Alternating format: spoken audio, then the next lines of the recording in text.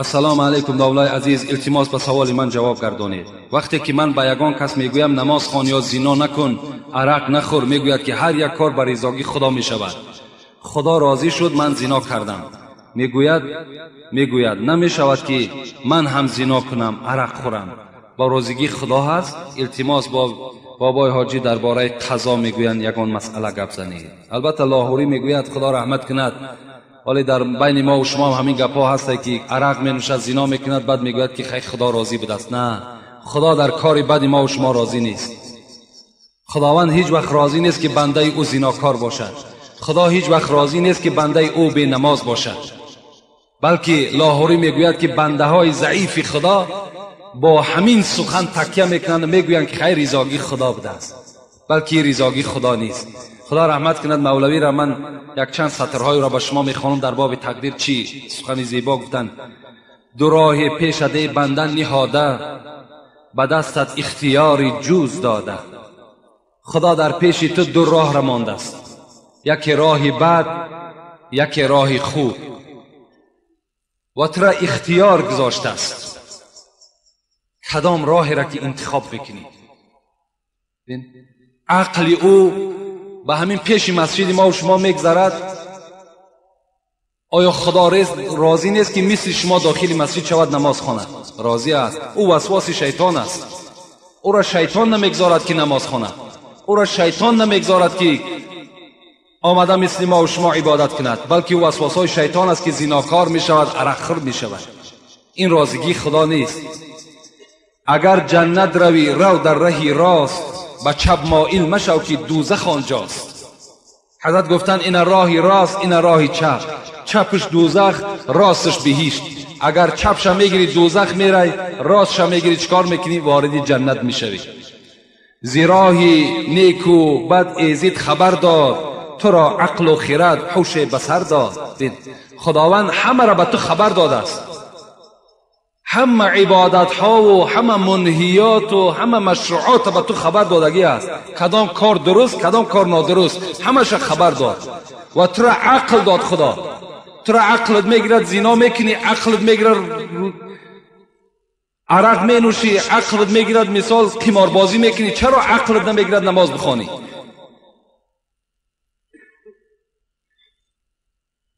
خدا را جو، خدا را جو، خدا را بگو ذکر و بمان چون و چرا را. حضرت میگوید خدا را جستجو کن، خدا را جستجو کن، بگذار این چون و چرا را. چرا ایت شد، چرا ای خیل شد؟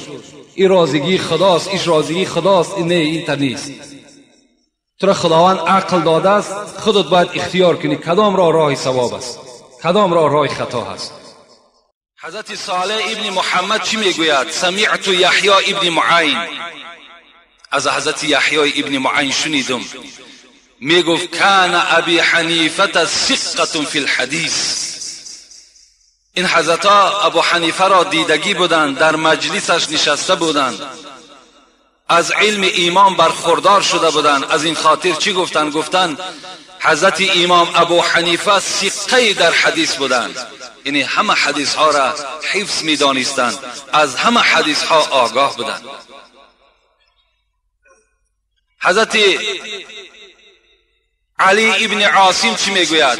لو وزن علم الامام ابی حنیفه بعلم اهل زمانی لرجح علیهم.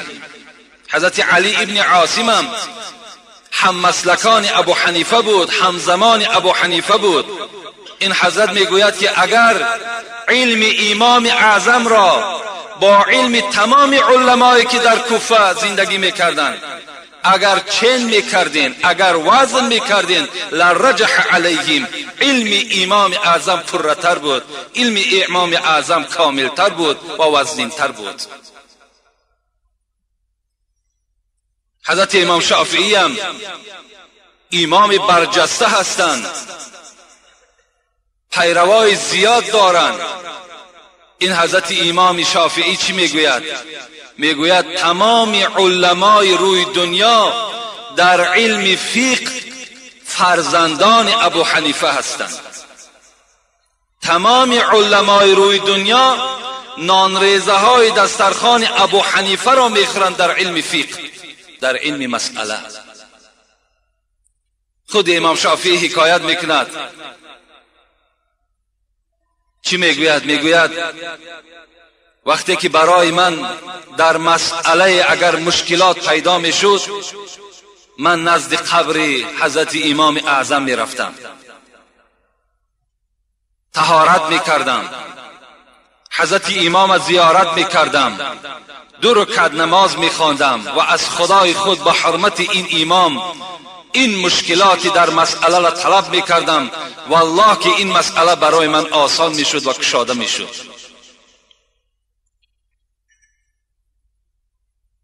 حضرت امام ابو یوسف که یکی از شاگردهای برجسته حضرت امام ابو حنیفه هستند و حضرت در زمان خود قاضیگی را به عهده داشتند، این حضرت میگوید من پیش از پدر و مادر در نماز در حق استادم ابو حنیفه دعا میکردم، زیرا که اولین شخصی که علم مسئله را در دنیا منتشر کرد این حضرت امام ابو حنیفه بودند.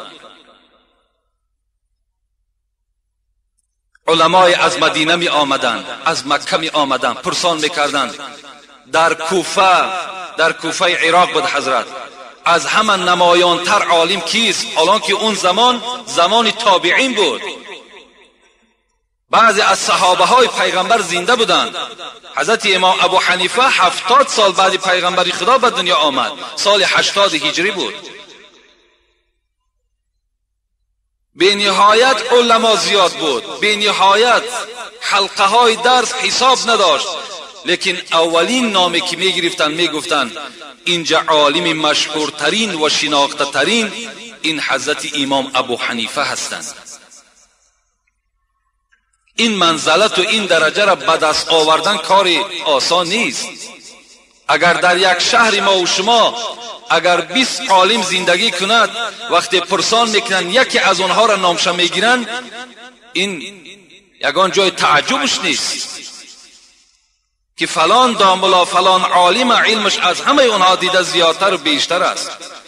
برای این عنوان و این منزلت از خود کردن مهنت زیاد در کار. حضرت امام ابو حنیفه شب خواب دیدند، این پیش از تأسیس مذهبش بود. خواب دیدند که قبر پیغمبر خدا را میکشاید و استخوان‌های پیغمبر خدا را جدا میکند. وقتی میگه از خواب بیدار شد، حضرت امام یک واقعه میگه زیر کرد، یک ترس در وجودش پیدا شد که این چی خواب بود که من قبر این آفتابی تابان کشادم، استخوان‌های او را جدا کردم، این چی خواب باشد؟ حتی معرخا میگویند از غم این خواب میگد حضرت بیمار شدند، بستری شدند، در خواب در جایگاه خواب غلطیدند. وقتی رفیقاش خبر میگرفت میپرسیدند سبب این بیماری تو چی هست؟ حضرت این خواب با آنها حکایت کرد. از بس که اون زمان ابن سیرین زنده بود، این تعبیر خوابی که در دست ما شمرد، این صحابه پیغمبر است. اون زمانها فقط تعبیر خواب، این خوابم حق است، این خواب یگان جای افسانش نیست. ابن سیرین تعبیر خواب میکرد. وقتی این مکتوب حضرت امام نویساندند و در جوابش آمد که ای امام گفت اگر این خواب تو درست باشد و حق باشد، تو شخصی میشوی که حدیث های پیغمبر خدا را حقش از ناحق او جدا میکنی، حدیث های ضعیف از حدیث های صحیح جدا میکنی، تو علم پیغمبر خدا را برخوردار میشوی. حضرت امام میگه بعد این تعبیر خواب شنیدن بی نهایت خوشنود شدند و از آینده خودم چکار کردند، بی نهایت خرسندی و را فرا گرفت. حضرت امام حکایت میکنند که 70 سال حضرت عمر دیدند. 70 سال، بعضی روایت ها 68 هم میگویند، لیکن اون کتاب های معتمده که نزد ماست، خیلی کتاب های زیاد از ابو حنیفه نزد من هست، در اون کتاب میگوید 70 سال حضرت عمر دیدند. سال 80 هجری به دنیا آمدند، 150 هجری از دنیا گذشتند.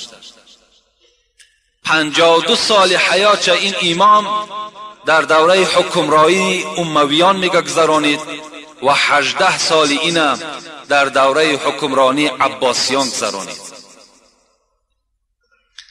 از دوره های حکمرانی امویان بسیار نالان بود حضرت، زیرا اگر چنده که مردم مسلمان بودند لیکن خیانت های زیاد میکردن به مسلمان ها. وقتی که این عباسیان حکومت اشغال کردن گرفتن که در این اشغال کردن عباسیان به سر دولت آمدن هم سهم این حضرت امام بود و به خود یک خلیفه را انتخاب کردند که این ابو جعفر منصور بود. وقتی این منصور به سر این دولت عباسیان نشست، در خلافت نشست، حضرت امام ابو حنیفه را بی نهایت احترام میکرد. احترامش این بود که به خانه ابو حنیفه هدیه ها روان میکرد، خیر صدقه ها روان میکرد، لکن حضرت امام همگی را با گپ نیک، با گپ خوب پس میگردانید، هدیه های منصور قبول نمیکرد.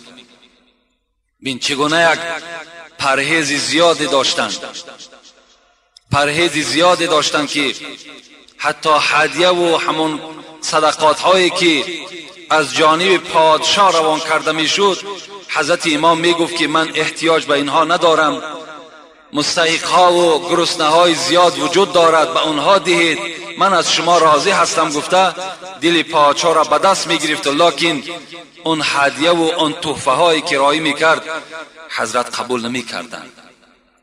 امروز بعضی از پیروان مذهب ابو حنیفه را میبینیم، باور کنید در بدر هر جایی که اون خانه‌ای که کمی دولت و سهولت دارد سر پیش میکند، از همونجا چیزی تمام میکند،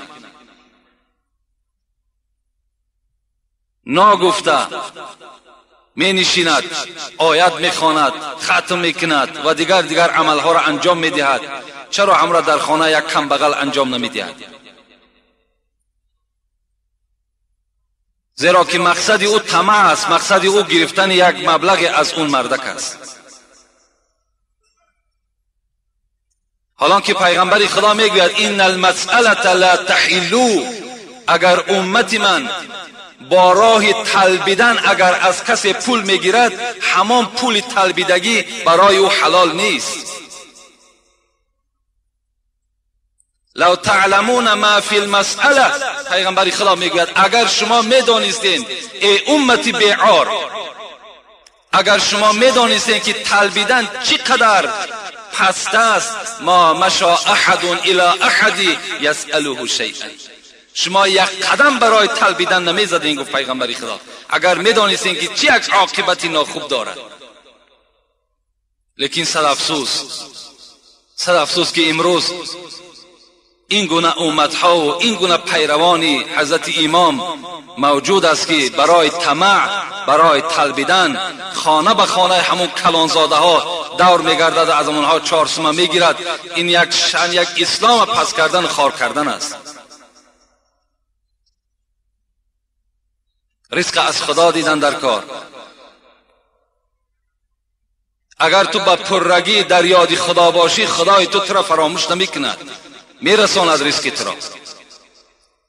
رسول اکرم میگوید الطمع یذهب الحکمت من قلوب العلماء، همین طلبیدن گفت از پیغمبر حکمت، وقار، شرف از دل عالم ها دور میکند. عالمی که طلبنده باشد مردم از وی میگریزد، مردم وی زیارت نمیکنند، مردم پیش وی دیگر نمیخواهند که روند.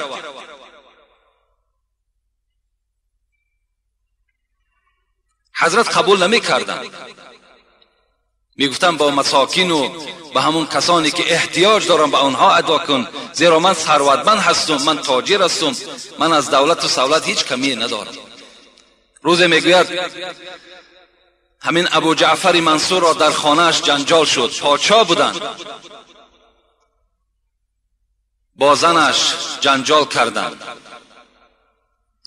برای این جنجال را برطرف کردن منصور از زن خود طلب کرد: از عالم های کوفه کی را میخواهی که آمده بین ما و تو حکم کند؟ زن منصور گفت: یگانه شخصی که این حکم ما را میبرارد این ابو حنیفه است. ابو حنیفه را حاضر کن، آن چیزی که وی میگوید من قبول میکنم. حضرت دعوت کردن، به دربار آوردن.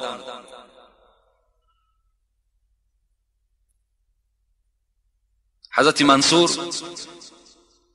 منصور مرد مسلمان بودند، آدم خدا ترس بودند. با عائله خودش گفت: از پس پرده ایست تا که ابو حنیفه سخن گوید شما گوش کنید. ابو حنیفه پرسان کرد: چی جنجال است بین شما؟ بین بعضی اگر از علما باشد، اگر همچنان مشکلات در یگان آدم کلان افتاد، به همون فایده آدم کلان حلش میکند. چی مشکلات داریم؟ مشکلات ما گفت همین است که زن من نمیخواهد که من زن دویم را گیرم. حضرت امام ابو حنیفه آیت را تلاوت کردند: اعوذ بالله من الشیطان الرجیم فانکحوا ما طاب لكم من النساء مثنى وثلاث ورباع. گفتند مادامی که اگر عائله تو از زن دویمی تو ناراضی باشد، ناراضگی او این ضد آیت قرآن است، زیرا که خدا در قرآن میگوید هر مرد حق دارد یک زن، دو زن، سه زن، چهار زن در نکاح خود درآورد.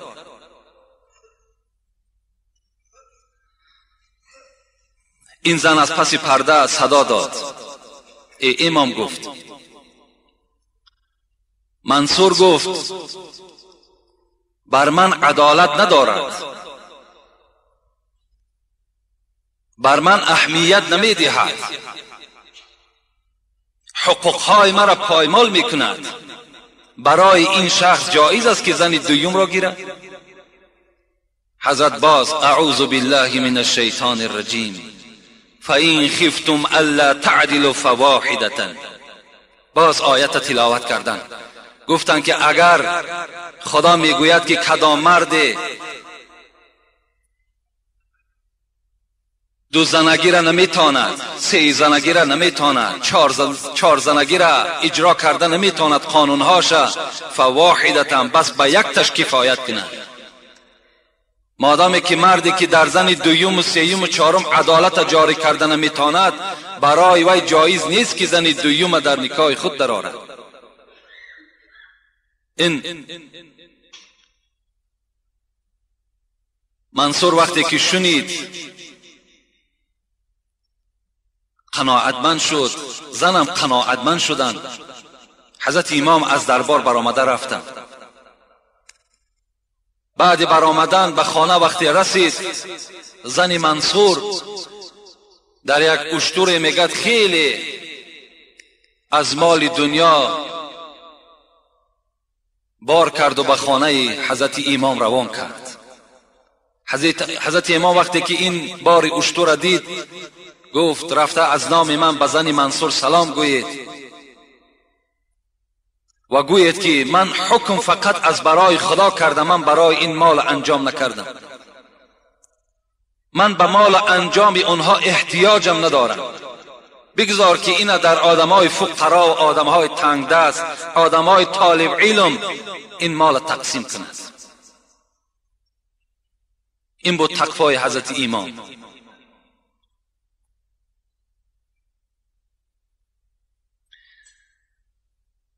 منصور میگوید بار حضرت امام دعوت کردند و گفتند که الحال میدانی که تمام این مردم کوفه به امام جعفر صادق بی نهایت تسلیم شدند.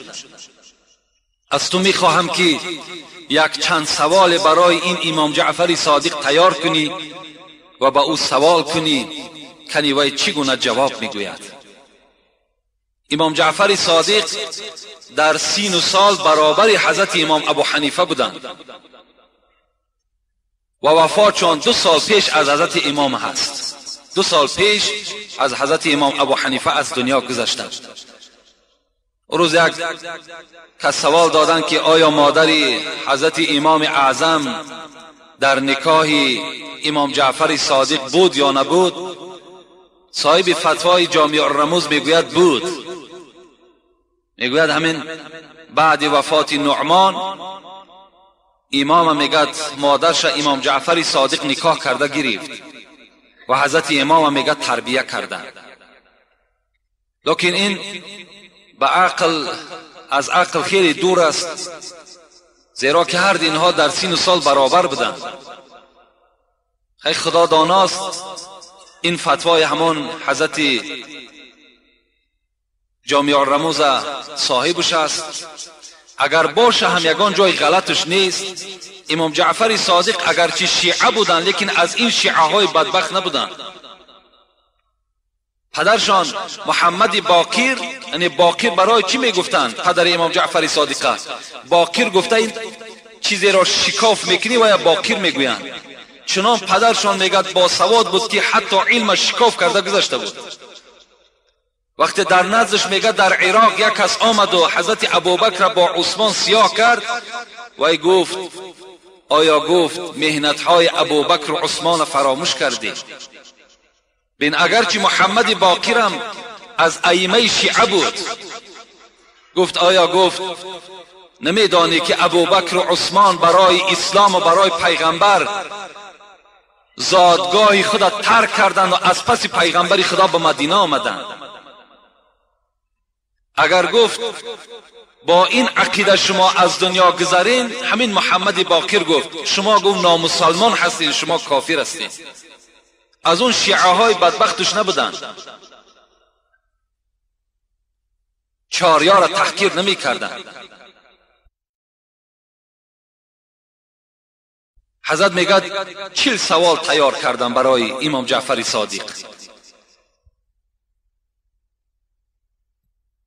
چا در آمدم دربار منصور در آمدم، در دربار منصور در پهلوی منصور میگد این امام جعفر صادق نشسته بود. حضرت امام ابو حنیفه میگوید به خدا قسم میگوید من از هیبت منصور هیچ ترسی نداشتم، لیکن امام جعفر صادق چنان هیبتی داشت میگد که در حال میگد در وجود من هیبتش تأثیر کرد.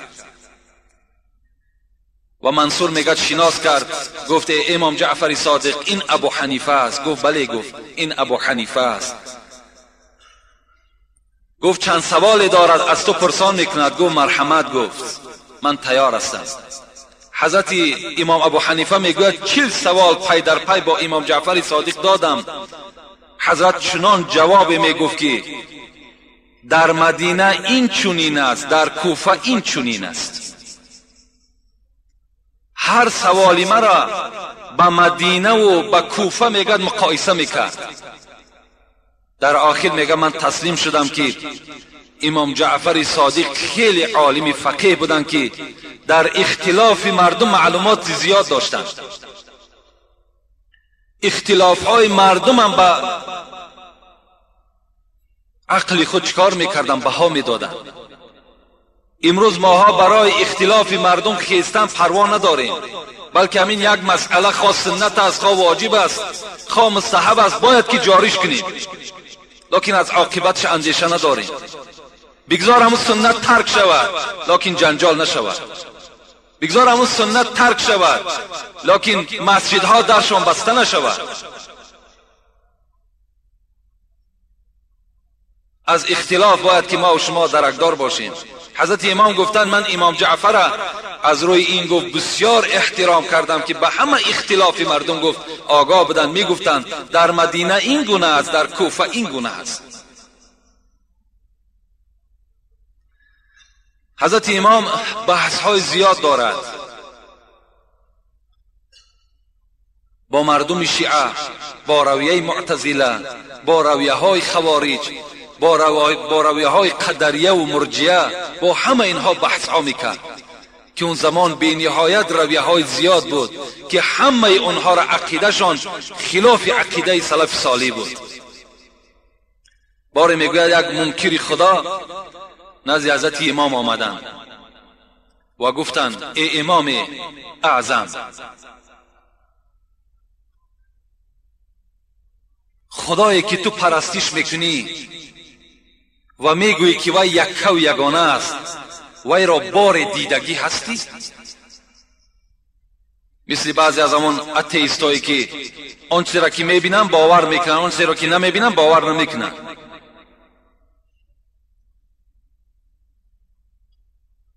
اون خدایی که تو پرستش میکنی وی را دیدگی هستی؟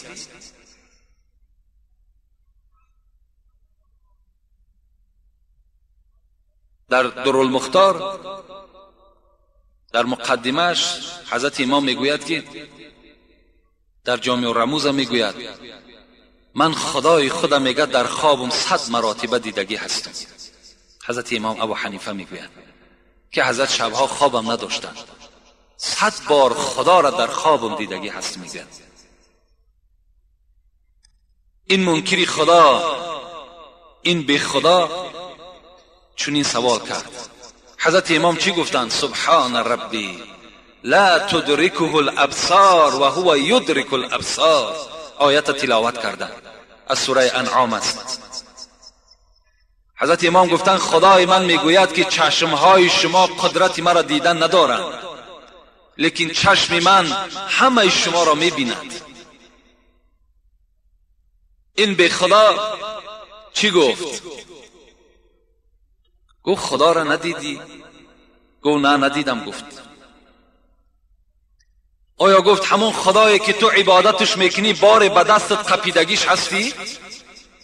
گفت نه. گفت قپیدگیش هم نیستم. گفت آیا از او یگان صحبت شنیدگی هستی؟ صدای او را به گوشت شنیدی؟ گفت نه نشنیدم. گفت آیا خدای تو گو یگان بوی دارد؟ بوی. حضرت در این جواب بی خدا فقط چی میگفت؟ لیس کمثله شیء و هو السمیع العلیم. این خدای من مانند ندارد،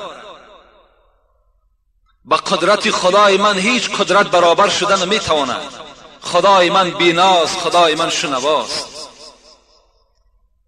این بی خدا چی گفت؟ بادام خدای را که ندیده باشی، از خدایی که تو هیچ صحبت شنیده نباشی، از خدایی که بوی به تو نرسیده باشد، از خدایی که دست در وی نرسانده باشی، پس چگونه تو بر من اثبات میکنی که خدای تو وجود دارد؟ اثبات کن کنی همون خدا. الحال در این زمان ما و شما هم این چنین ملحدا و بی خداها خیلی زیاد شدن.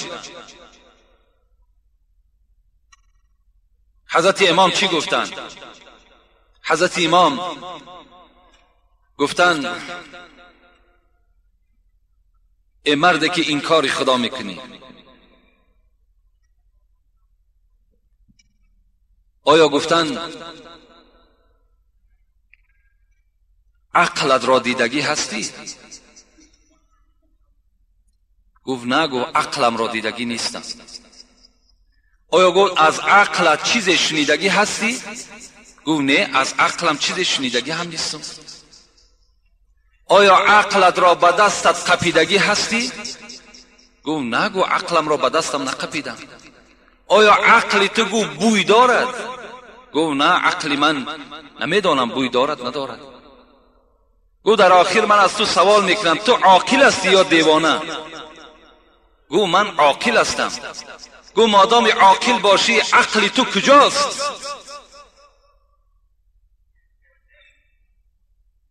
میگد این بی خدا مستر ماندند، گفتند من عقل دارم لکن نمیدانم که در کجاست.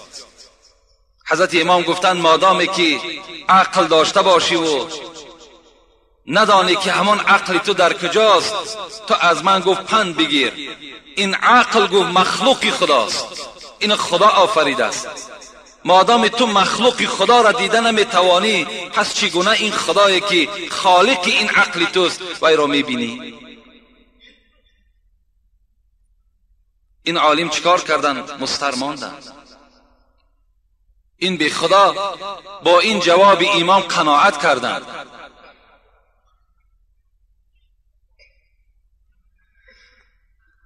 روز به روز شهرت حضرت امام در دنیا زیاد می شد.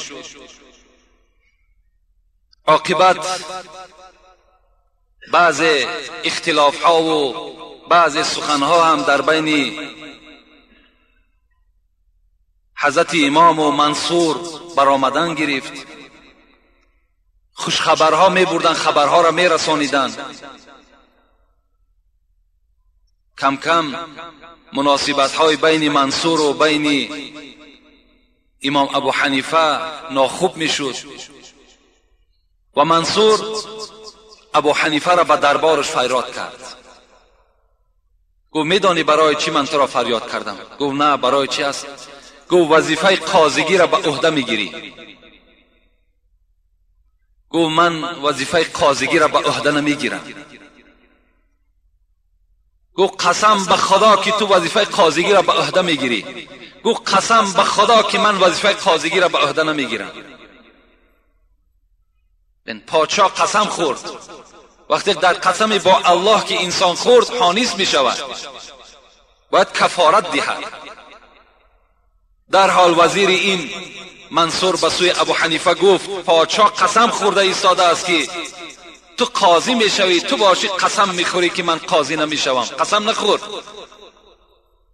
گفت پادشاه مادامی که قسم خورده است کفارت قسم می دهد. گفت من قسم می خورم که قاضی نمی شوم، من صلاحیتی قاضیگی را هم ندارم. گفت منصور گشته و گفت در کوفه گفت بجز تو دیگر عالمی نیست، از تو بالاتر و از تو با فضلتر دیگر عالم یافت نمی شود. گفت در کوفه گفت کجا میگذاری؟ در همین درگاه تو گفت از من دیده عالم ترها هست. منصور غضبناک شد. گفت تو دروغگو هستی. گفت تو کذاب هستی. گفت مادامی که من دروغگو باشم، من کذاب باشم، پس این قاضیگی یک امر خیلی مهم است. برای چی برای یک آدم کذاب و دروغگو وی را تسلیم میکنی؟ تا چند منصور باز خشمش زیاد شد. عاقبت حکم کرد که وی را زندان برید.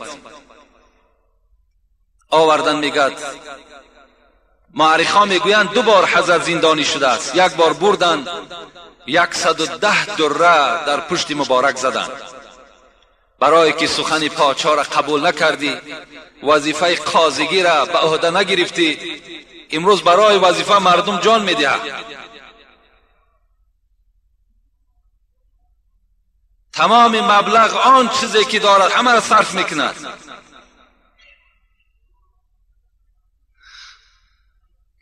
حضرت بردن میگد یک بار 110 شلاق زدن، باز کشادنش، باز رفت. باز از بین یک مدتی گذشت، باز منصور باز فریاد زد.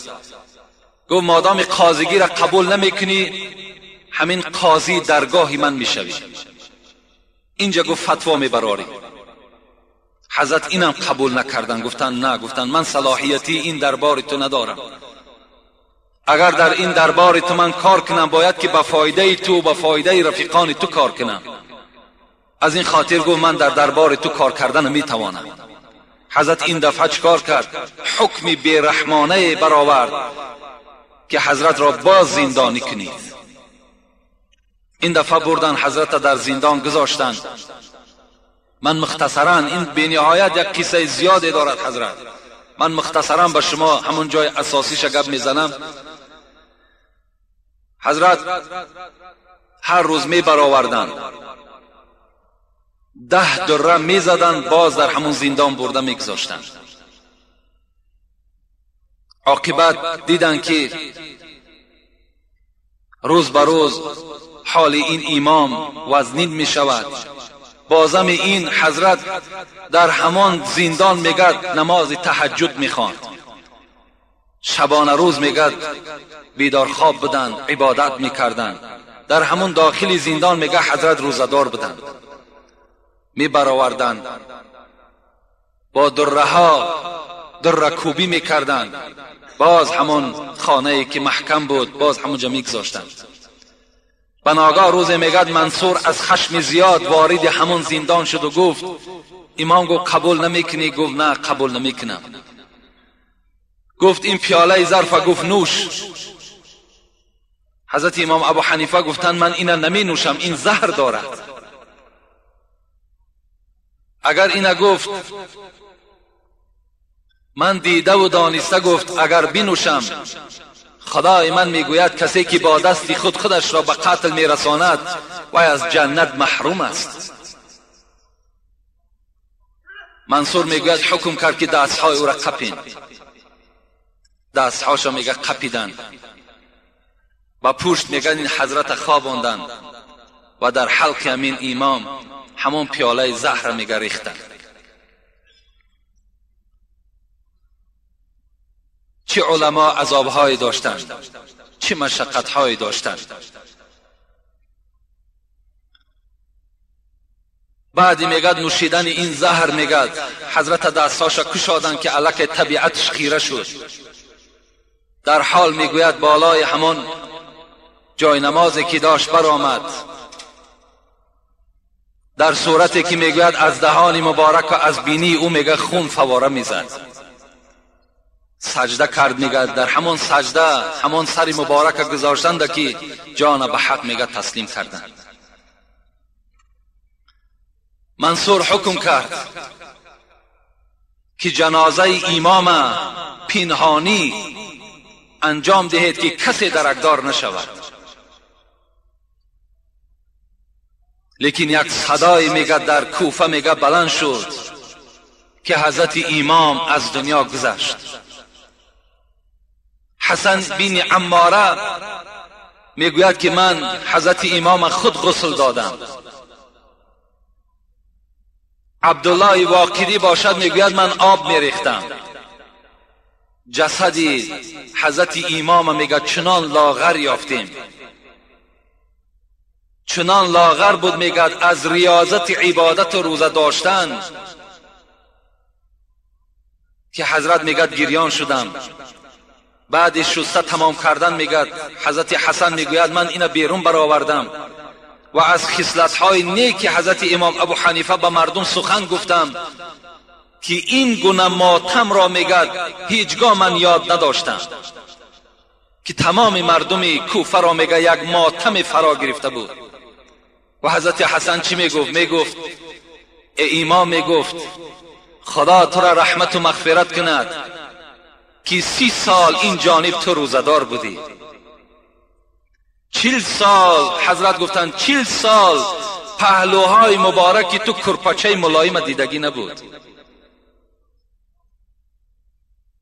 آنچه که انجام میدادی این از شب زنده‌داری بود، این از اخذ مسئله و مسائل برای مردم بود.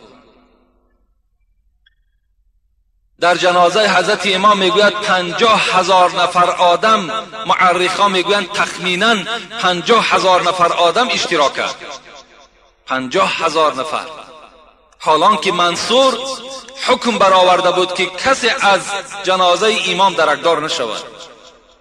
6 بار نماز جنازه خواندند که آخرش فرزندش حضرت حماد جنازه او را خواندند.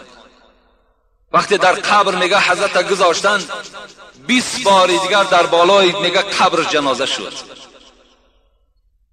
اینقدر حضرت شهرتش دنیا را گرفته بود. از این خاطر از همه برادرایی که در اطراف من جمع شدند و در همین جمهوری تاجیکستان ما زندگی میکنند، باور کنین دادرای عزیز، برادرای محترم، هر کسی که پیرو مذهب حنفی است وی غلط نکرده است. وای خطا نکرده است. باور کنین اگر 40 ساله عبادتی که ما و شما میکنیم مقایسه کنیم با یک شب ریاضت حضرت امام برابر شدن نمیتونه. کی میتونه 40 سال نماز بامداد با طهارت نماز خفتن خواند؟ کی میتواند؟ کی میتواند که 30 سال روزدار گردد؟ از این خاطر از همه شما خواهش میکنم که بعض رویه هایی که پیدا میشوند و شما را به اون رویه ها دعوت میکنند رد کنید، قبول نکنید. از آینده این کار، از پیدایش این رویه ها شما بسیار خطر داشته باشید که عاقبت خیلی ناخوب دارد. و زبان طعنه، زبان دشنامه از این حضرت امام بسته کنین. شما حق ندارین که امام اعظم را محاکمه کنین. شما کی هستین ختان؟ چند کتاب تصنیف کردین؟ چند شاگردهای برجسته ای که حضرت امام برآورده است تا حال کتاباش در یونیورسیته های اسلامی دنیا میخوانند. چند تا شاگرد برآوردین؟ چه خدمت در اسلام کردین که امروز می نشینین محاکمه امام اعظم را میکنین؟ شما حق ندارین. حضرت امام، حضرت شقیق بلخی خدا رحمت و مغفرت کند، که در صحبت حضرت امام نشسته بودند، میگوید وقتی من به بلخ آمدم و اطراف شاگردهای خود میگد حضرت امام ابو حنیفه را وقتی که وصف کردم، آنها به جانب من گشته گفتند دیگر گپی نداری، هر روز ثنای حضرت امام ابو حنیفه را میکنی، یک سخن دیگری گوی تا که از اون ما بهره گیریم.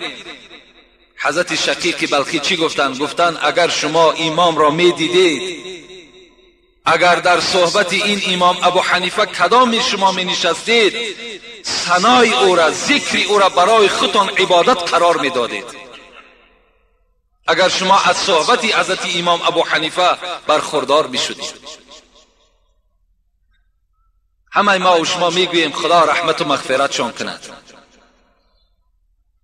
خداوند پیروای او را در روی دنیا باز هم زیاده بگرداند و خدای مهربان اتفاقی و اتحادی را در بین تمام مردم مسلمان علل خصوص جمهوری تاجیکستان برقرار و بردوام نگه بدار. ان لله و انا الیه راجعون. آمین یا رب العالمین. این یک مختصرین از حیات حضرت امام بود. البته برای آدمی که عقل دارد، فراست دارد، این حکایه ها خیلی زیاد حکایه ها دارد. اگرچند که ما در 2 جمعه موضوع این خاتمه دادیم، باور کنین چندین تاریخ ها، چندین کتاب ها در نزد ما هست که اینش از اینش افضلتر و بهترتر است. چه یک حیات مبارک حضرت گذراندن که سر به سر خدمت اسلام است. خوش به حال همه ما و شما که پیرو حضرت امام هستیم. میخوام اینجا یک سوالی آمده است، جواب اینه به شما میرسانم، بعدا دعا میکنیم زیرا که 5 دقیقه بر وقت سر کردیم، بیرونم خنک است. السلام علیکم داملای محترم حاجی میرزا مراد. بعد از سلام ما یک گروه مخلصان اشدی شما از ناحیه دشت جوم قشلاق کشت پایان که هر جمعه در مسجد شما نمازگزار هستیم، یک تکلیف دارم که چند جمعه که ما از این ناحیه دوردست به مشقت وارد مسجد شما می شویم، فقط سوال و جواب های اکثریتشون به معنی وقت قیمت شما را گرفته و مردم از موعظه های شما برخوردار نشده می روند. من خواهش و التماس دارم که هر جمعه برای سوال و جواب های مردم 10 یا 15 دقیقه جدا نمایید. التماس از شما داملای محترم همین تکلیف مرا در بین مردم حتما بخوانید. با احترام صمیمی یک گروه مخلصان اشدی شما. این برادرها را اولا خدای مهربان اینقدر راه دوره که طی میکنن میآیند، در هر یک قدم هاشون خدای مهربان نیکی کتابت بفرماید و عمر دراز نصیبشان بگرداند. البته این سوالهایی که من در بین شما میخوانم اینها بهترینش هست.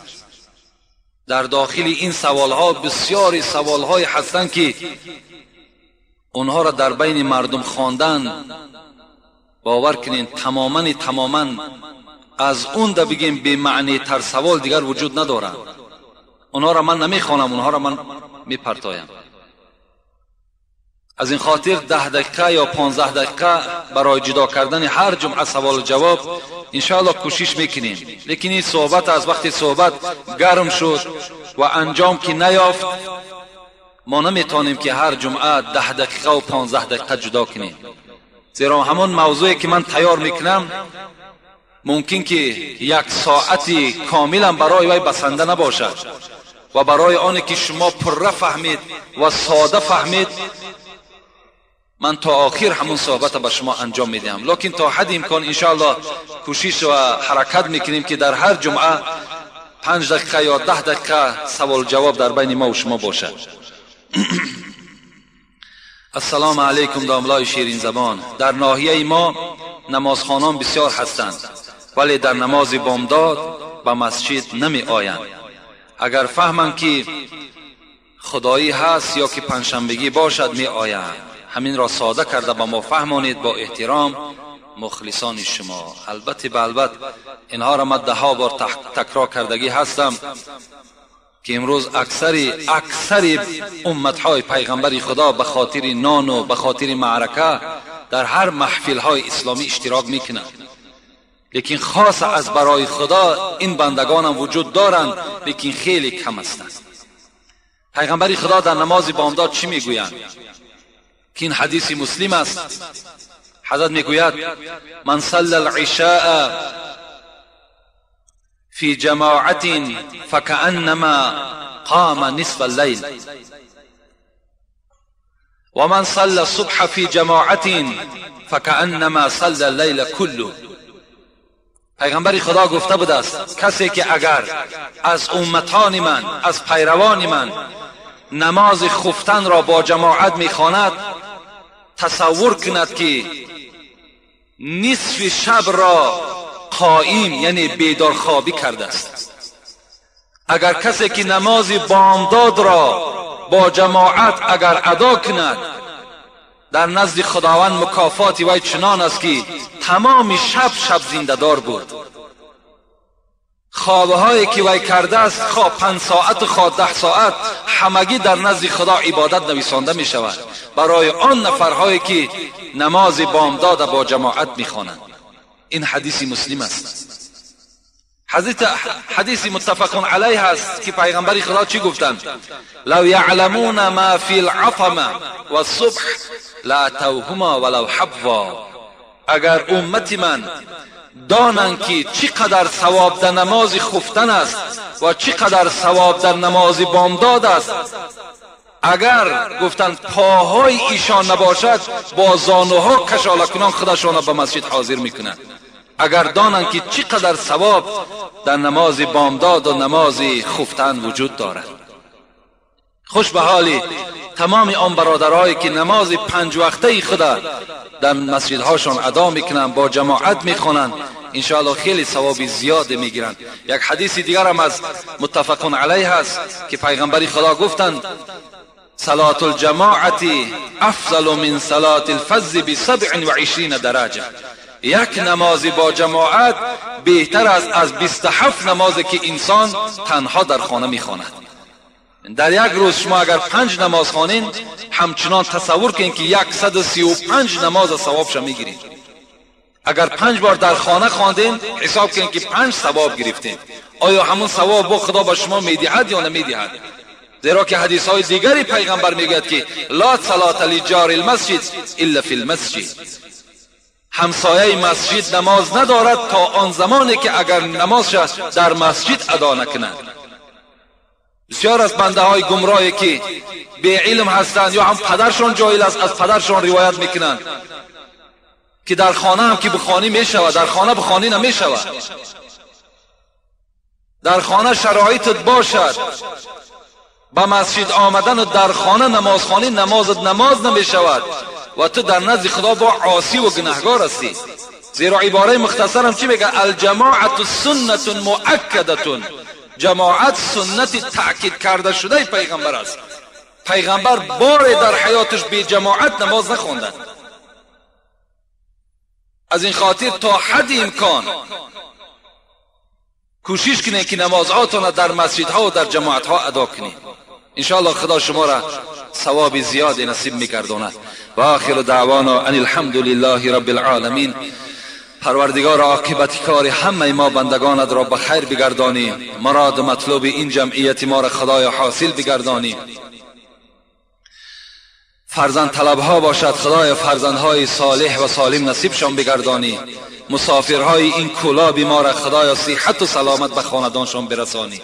بیماری های این جمعیت ما را، این دیار ما را خدای شفای کامل و شفای عاجل نصیب بگردانی. ربنا آتنا فی الدنیا حسنه و فی الاخره حسنه و قنا عذاب النار برحمتک یا ارحم الراحمین. بیرون باران است، از این خاطر تیزتر نماز میخونید.